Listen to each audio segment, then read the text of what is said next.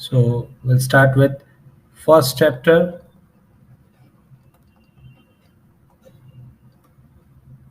that is electric charge and electric field. Okay, so electric charge and electric field. Electromagnetism is a branch, right, which compromises of electrostatics and electrodynamics. First of all, make it clear, electro means charge. Electro means charge and statics means at rest. Right, so electrostatics, basically it is a branch of physics where we'll study about charges which are at rest. Charges at rest. Okay, so we'll study about the types of charges, we'll study about the properties of charges, we'll study about the different units of charges. Okay, and then we'll finally study about what is electric field, potential and capacitor. So mainly your chapter number 1 and chapter number 2 of your textbook falls under this branch, electrostatics. Okay, and the another branch is electrodynamics. Electro means charge, dynamics means moving, right? So in this branch we'll study about the charges which are in motion. So charges in motion will produce electric current, current will produce magnetic field, right? So mainly we'll study about what is current, what is Wheatstone bridge, potentiometer, right? Magnetic field. That means both the chapters of magnetism we'll be studying in this branch. We'll go for electromagnetic induction and alternating current, right? So this is a bigger branch, electrodynamics, where we'll mainly study chapter 3, 4, 5, 6, 7. Clear? And chapter 1 and 2 will be covered under this branch, electrostatics. Fine. So electro means charge, statics means at rest. So we'll start with chapter number 1, that is electric charge and electric field. Of course, the first lecture will be an introduction completely about the charges, like the types of charges, what is a charge, what are the units of charge, how to measure the charge. Okay, fine. So we'll start with first chapter, which comes under the branch of electrostatics. Clear? Okay. See, one more thing. 12th standard completely chapter number 1, 2, 3, they are very important, they are interrelated with each other, and of course there are many concepts to be learned in these 3 chapters, right? So by hurting the chapters won't will not work out. Okay, so concentrate in all those chapters, right? First of all, okay, you must have heard that two positive charge will repel each other, right? That means if positive charges are brought closer to each other, they will repel.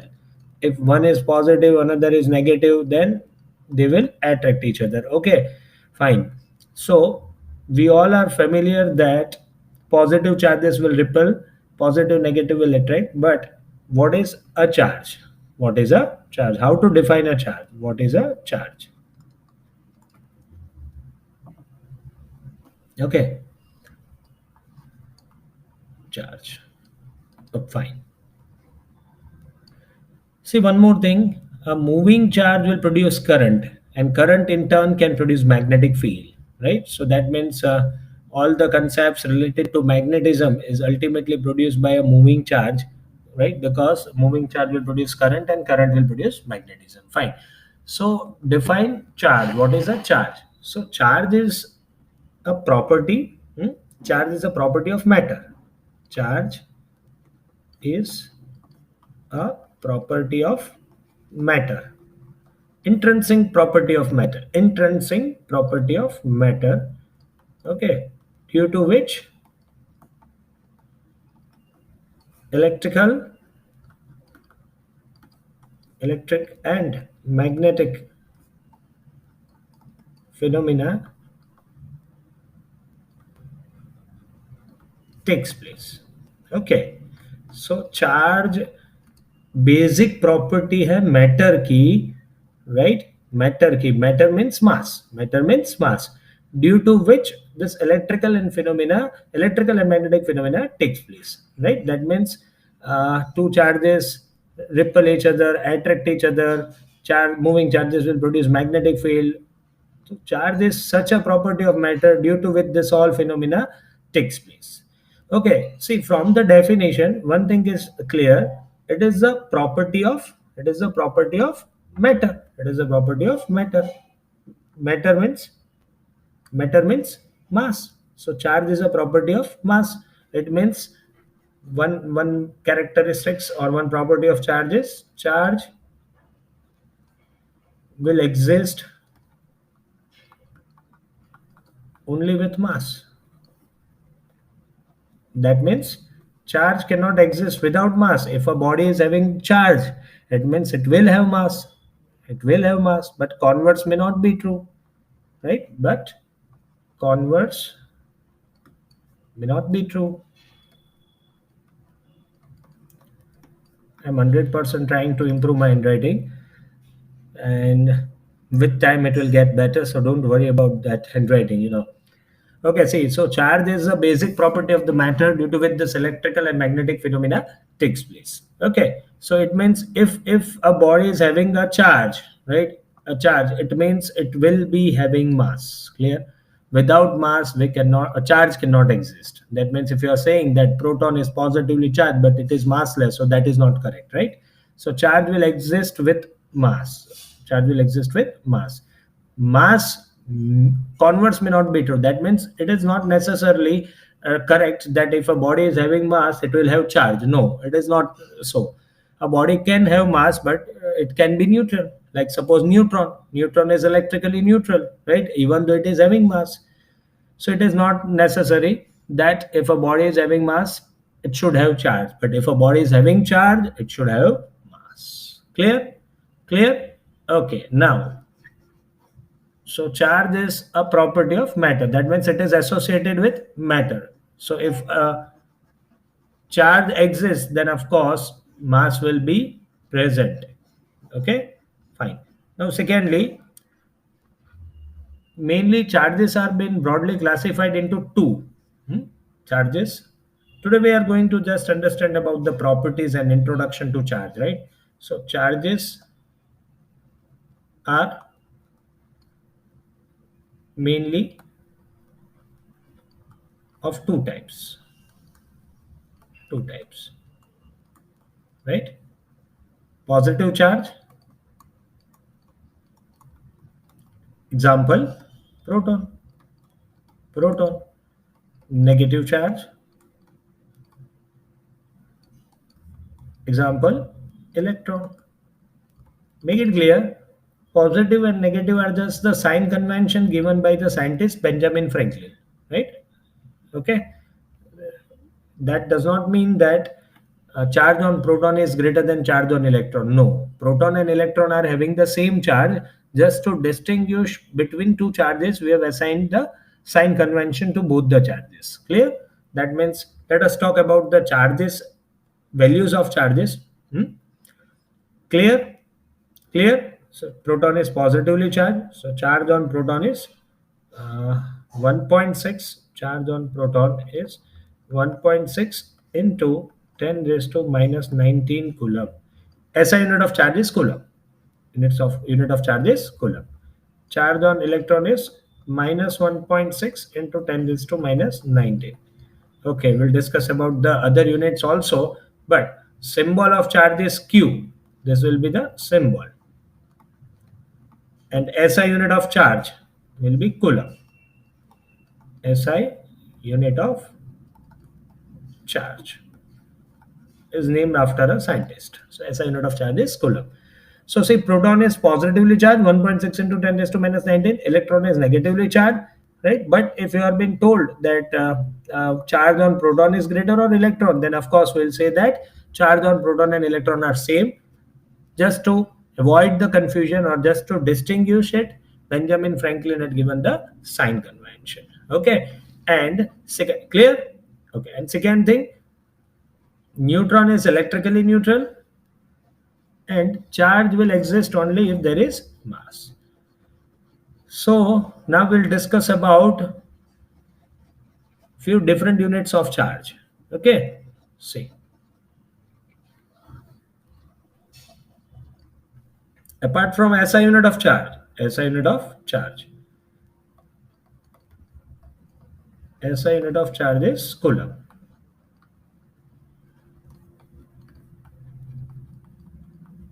It is named after a scientist, C. Right? Other units.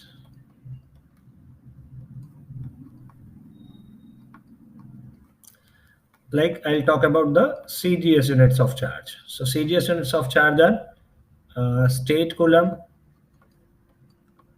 right? ESU stands for electrostatic unit, Franklin, right? So these are all the Cgs unit of charge, and they are also the smallest unit of charge. They are all the smallest unit of charge. Clear? Clear?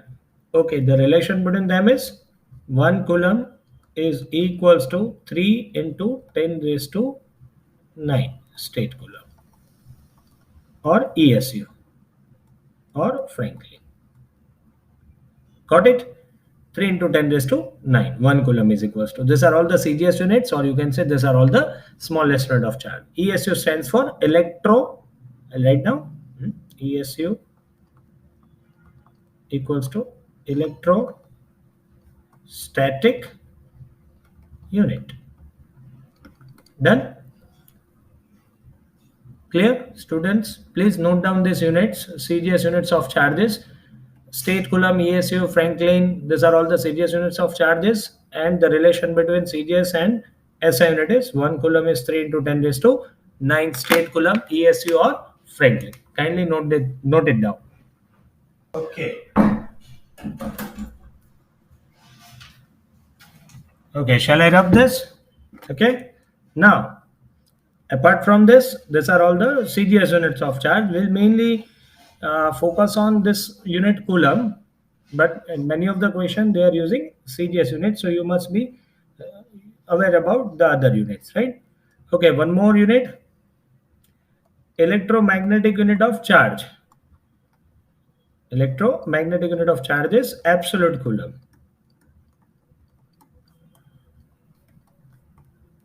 Okay, and 1 absolute Coulomb is equals to 10 Coulomb. Note it down, please. And biggest unit of charge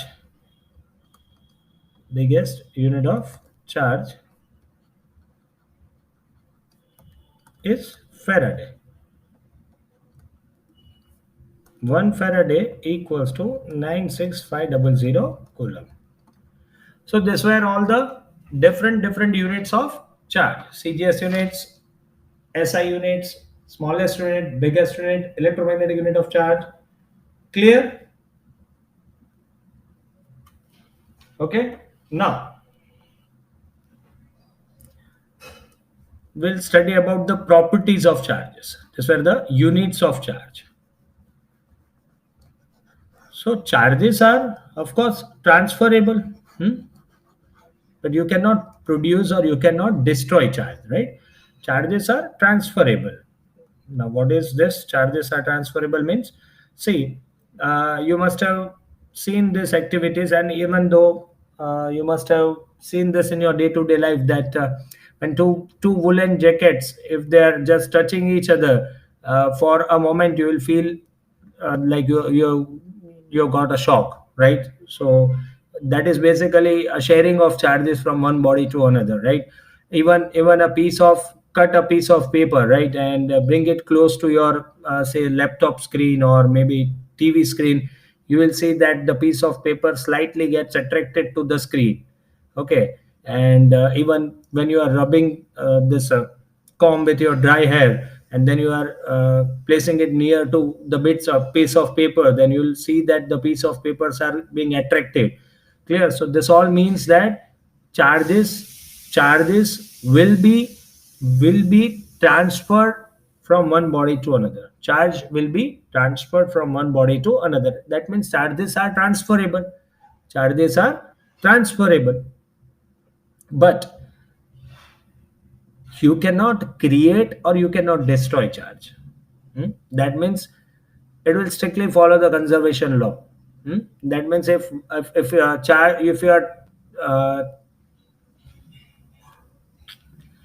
if you are transferring, say, two electrons from one body to another, but the total charge of the system will remain the same. Total charge of the system will remain same. That means if two electrons are being transferred from body A to body B, so body A will be losing two electrons and B will be gaining two electrons, but the total amount of charge in the system that compromises of both the bodies A and B will remain constant, right? It clearly means that charges will always be conserved and charges are transferable. The second most thing is anybody gets charged only if any kind of process is performed on it. It means,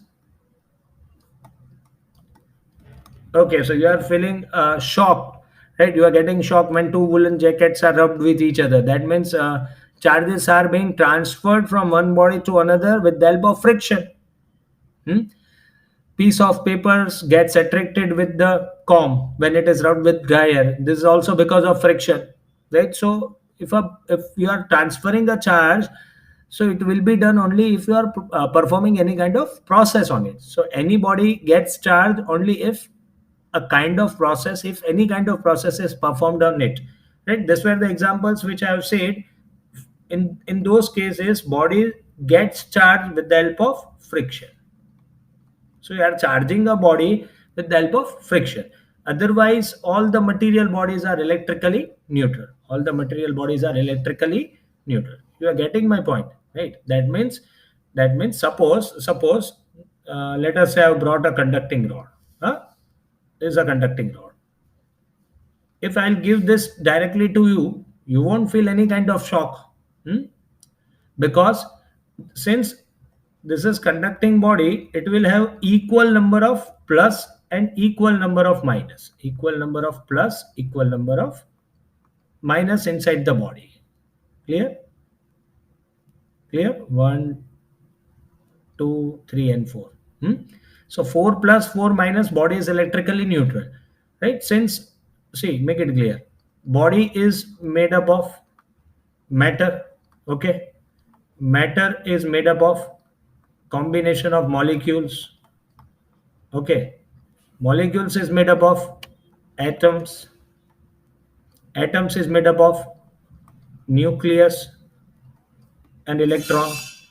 See, this is positively charged, this is negatively charged. Overall, nucleus and electron together forms atom, which is electrically neutral, right? So combination of neutral atoms will form neutral molecules. Combination of neutral molecules will form matter, which will be electrically neutral, and matter will form a body. So body will be initially electrically neutral before any kind of process takes place on it. Clear? That is why you will not receive any kind of shock if a conducting rod is handed over to you, because it is a body and body is electrically neutral. Clear? Body is electrically neutral. So before any kind of process takes place, body is electrically neutral and will not experience any kind of shock, right? But if two woolen jackets are rubbed with each other, or you can say when a glass rod is rubbed with silk cloth, so in those cases you are charging a body with the help of the friction. That means this is the process which you are performing on the body, and because of this process, charges are being transferred. Charges are transferred from one body to another. Clear? So when charges gets transferred, you will experience shock, right? So make it very clear, any kind of material body is electrically neutral until and unless any kind of process is performed on it. When you are performing any kind of process, let us say friction is a process, and because of this friction, one of the body will transfer, or one of the body will give the charges to another body, and this is how charges are being transferred and body is charged. Clear? Right? Now see, suppose suppose there is a neutral body, okay, or we'll take another example. Come on, see, let us say this is a glass rod,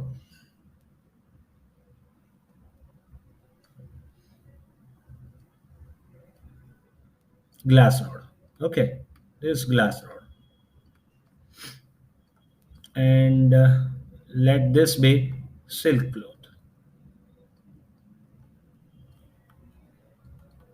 Silk cloth. Okay. So glass rod and silk cloth. Initially, I have not performed any process. So both are electrically neutral. Both are electrically neutral. Now, if I am rubbing this glass rod with the help of silk cloth, so now the process of friction is taking place between these two bodies. So it is found that glass rod is losing few electrons. Glass rod is losing free electrons, or you can say that electrons are being transferred from glass rod to silk cloth when glass rod is rubbed with silk cloth. So glass rod is losing electron, right? Electron is negatively charged. So glass rod is losing negative charge, so it will become positive. So this is what positive negative means. Silk cloth is receiving electron, so silk cloth will be negatively charged. Clear? So now glass rod is positively charged and silk cloth is negatively charged. Before the process, both these bodies were electrically neutral. And after the process, one of the body becomes positive charge and another becomes negative charge. Clear? Clear? So this will be positive charge, this will be negative charge. So whenever you have been told that a body is having positive charge, it means there is a deficiency of electron. Removal of electron will make a body positive charge. You cannot simply give positive charge out externally, right? We cannot put positive charge on any kind of the body.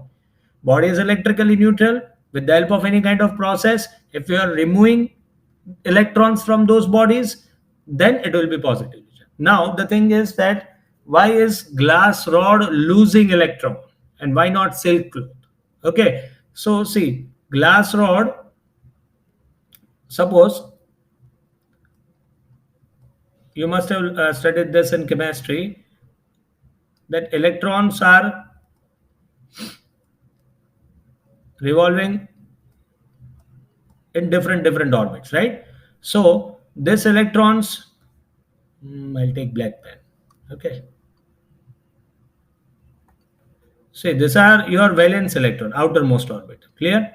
So they are loosely attached with nucleus since the distance is more. So the attraction of nucleus to this electron will be less, right? So when any process is performed, the electrons of this glass rod, right, they are very loosely attached to the nucleus, so it will be easily transferred. So it depends on the material. Clear? That for those materials where electrons are loosely attached, those electrons will be easily transferred from that body to another body. Clear? In silk cloth, electrons must be comparatively rigidly attached with the nucleus. So electrons are not being transferred from silk cloth to glass rod. Electrons are being transferred from glass rod to silk. Clear? Clear? So the body which is losing electron will become positive charge and the body which gains electron will become negative charge. Done? Okay. And one more thing, since glass rod is losing electron, so mass of positive charge will be less than negative charge, of course, because silk cloth is gaining electron. Silk cloth is gaining electron, right? So see, I am writing the mass of all the three particles. So say mass of proton is 1.66 into 10 raised to minus 27. Mass of neutron is, you can say 1.67. If you are using here 1.67, then use here 1.68 into 10 raised to minus 27 kilogram. But electron is 9.1 into 10 raised to minus 31 kilogram. So when glass rod is losing electron to silk cloth, so for one electron, glass rod is also losing this amount of mass. You're understanding the point? When glass rod, when electrons from glass rod are being transferred to silk cloth, then along with this electrons, this mass will be also transferred from, will get transferred from glass rod to silk cloth. So it is said that mass of positively charged body will be less than negative charge. So the body which is becoming positive charge, its weight will decrease, and the body which is gaining negative charge, its weight will increase. Clear? These are all the masses of proton, neutron, and electron. Yes, of course, almost the mass of proton and neutron is same. Electron is quite lighter than proton and neutron. Clear? Yes, for calculation purpose, you can take that mass of proton is equals to mass of neutron. But otherwise, if being asked to you, then of course, neutron is slightly heavier than proton. Neutron is slightly heavier than proton. Clear? So body which becomes positive charge, it means that the body has lost electrons, and that is why it is becoming positive charge. Clear? And second thing, the body which is becoming positive charge, its weight will decrease. So I'll make one MCQ for you. What happens when a body, what happens when a body is, what happens, what happens to the weight of the body?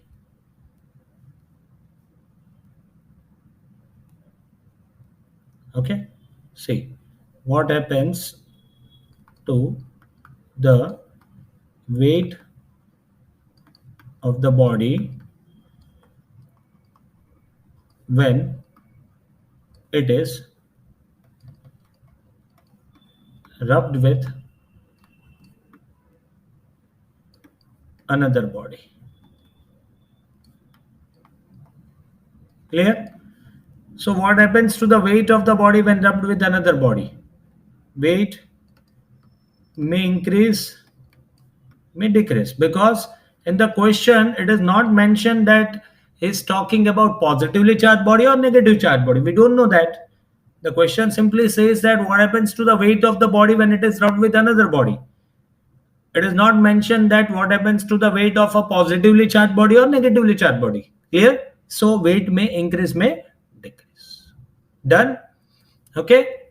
Now to measure electric charge, to measure the presence of electric charge, we'll use the device known as gold leaf electroscope. We'll use the device known as gold leaf electroscope. Gold leaf electroscope is a device which is to measure the presence of electric charge. I'll write it down. Gold leaf electroscope, GLE, gold leaf electroscope device to detect the presence of electric charge. It is not to measure the charge, it is to detect the presence of electric charge. Okay, students, that's all for today's lecture. This was just the introduction about the charges, and we had discussed few characteristics of the charge. And the next lecture we'll study about quantization of charge. We'll study about the conservation of charge in detail. Okay, and then finally we'll switch on to Coulomb's law. Okay, thank you.